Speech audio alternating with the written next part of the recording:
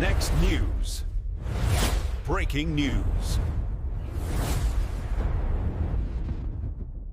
They're trying another COVID-style scare right before the midterms. Prediction markets just put the odds of a Hantavirus public health emergency at 20%, and social media is already asking the obvious question. Is this the next coordinated push to divide the country and shift focus from real issues? President Trump just delivered a blunt warning that Democrat policies would ruin America if Republicans don't dominate in 2026. The American people are watching every move with deep skepticism after years of institutional distrust, and this collision of health fears and election politics shows the stakes have never been higher. Families across America face direct consequences if another manufactured crisis takes hold. Small businesses that barely survived the last round of lockdowns could see revenue crushed again while compliance costs spike. Communities already struggling with border security and fentanyl would watch attention diverted from those threats to new emergency powers. Politically, Democrats appear very desperate to regain narrative control after losing the White House, the House, and the Senate. Their strategy of warning voters that it's safe to oppose President Trump reveals a party in retreat, not strength. So Republicans must secure the midterms to lock in voter ID, election integrity, and pro-America policies before the left can sabotage any progress.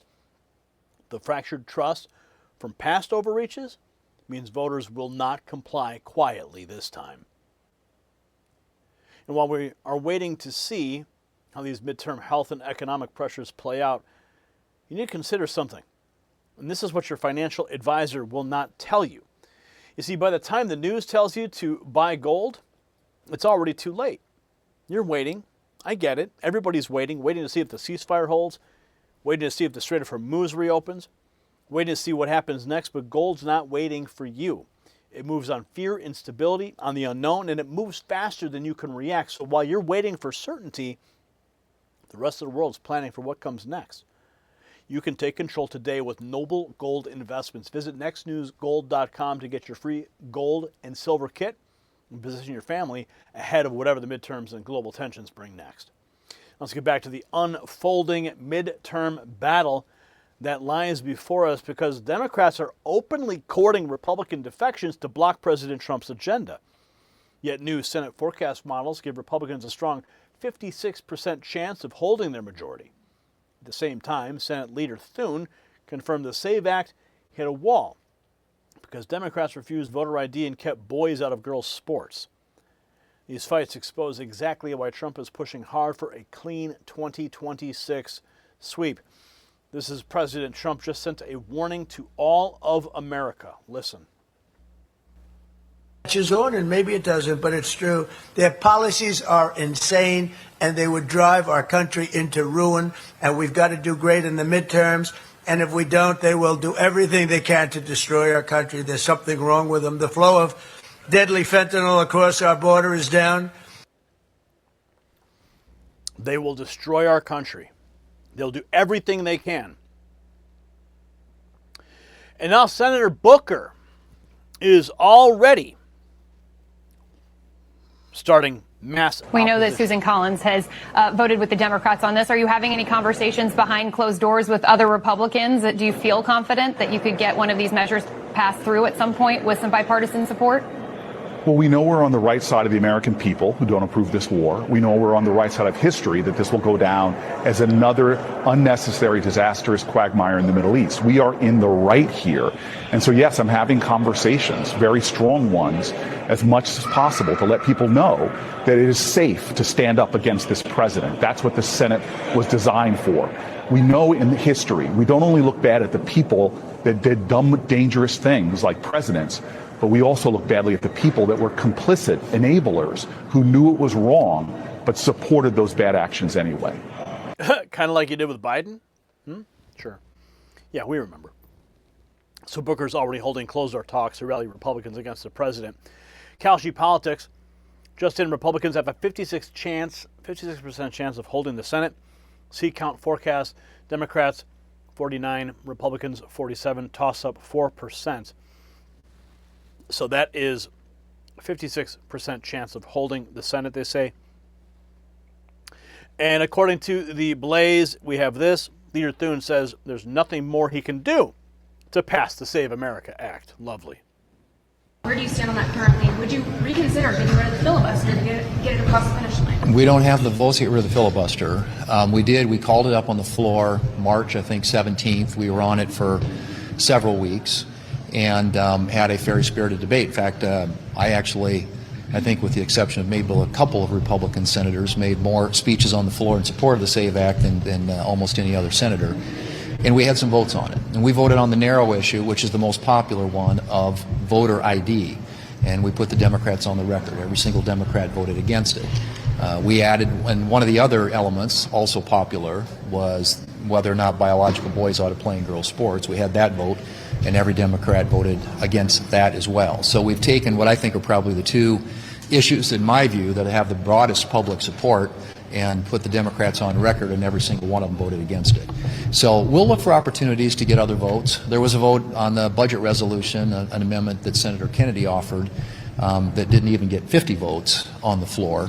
And so we're continuing to look for opportunities to advance that legislation. Obviously, it's something that I support. I think we all support.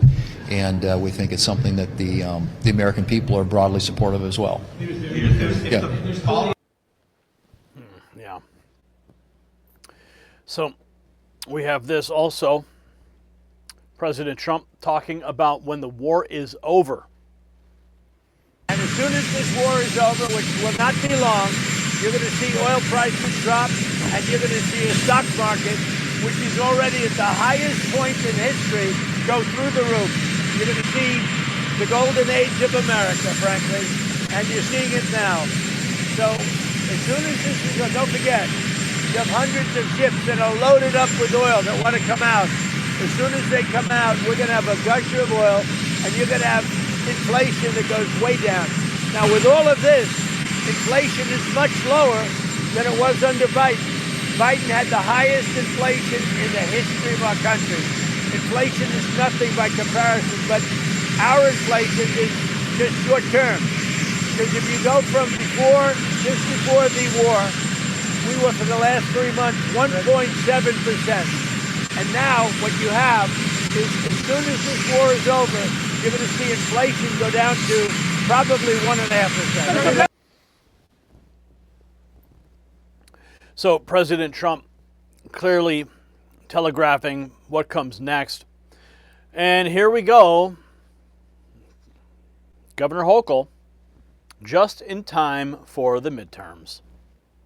There are 3 individuals who call New York home.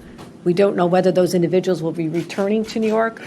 I believe that there's a 42-day monitoring period, and they can decide whether they want to do that in Nebraska or come back and make other accommodations. But my health department, my departments, all have been involved with the CDC from the beginning.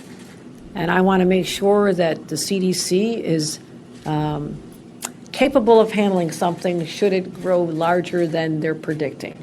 We have outstanding researchers here in the state of New York, scientists. Our Wadsworth laboratory is second to none. So I've activated them to start preparing New York for worst case scenarios and hope they don't come. But I cannot, as governor, not be prepared for anything that could happen. And again, given our concern about Washington, that I have to step up and make sure that New York is helping lead the way here. Just in time for the midterms, right? And we have this from Kalshi, breaking 20% chance Hantavirus is declared a public health emergency. They're going to do another COVID before the midterms, aren't they? Mostly peaceful memes. Mostly peaceful memes. So the real truth is that public distrust has become a permanent check on power.